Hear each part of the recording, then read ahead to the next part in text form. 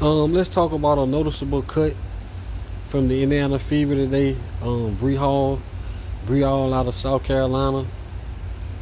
Um, Bree Hall came out and showed she could, make that three ball. Uh, I think she have to continue to do that. I think she have to continue to work on, being that defender. She was in the SEC. I think she can get better. Uh, I didn't think it was. I thought she did have a few holes in her defensive game. Headed toward the WNBA. It's nothing that she can't tighten up and get better at. That's definitely how she's gonna have to make her name. Probably 3D player.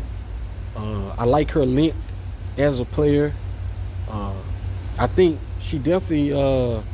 I think, like I said, with her continue to work on her game defensively, moving her feet, using her length, and knocking down those threes.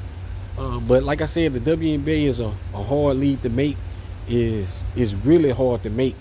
And although you can have a good performance, in a preseason game, like I said, the roster is so limited, with these vets and with not as many teams. Although a lot of people, have their arguments and sayings about that, but the one thing about it is you're going to get the best players out there. Now, sometimes I do think that some of these vets can go. I can name quite a few. I think Bree Hall, the good thing about her getting released early like this is she will have an opportunity possibly with somebody else.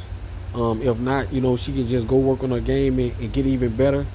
And you have another league about to form in, I think, next year with the league with Shura Miller. I talked about earlier in one of my other videos, the Upstart League. That should be forming next year, Upstart League. I think that's with Shura Miller owns a team. Is originally started out of Jacksonville, Florida. That would be here next year, I think. Yeah, next year. So these players are going to have other opportunities, without having to go on overseas and playing.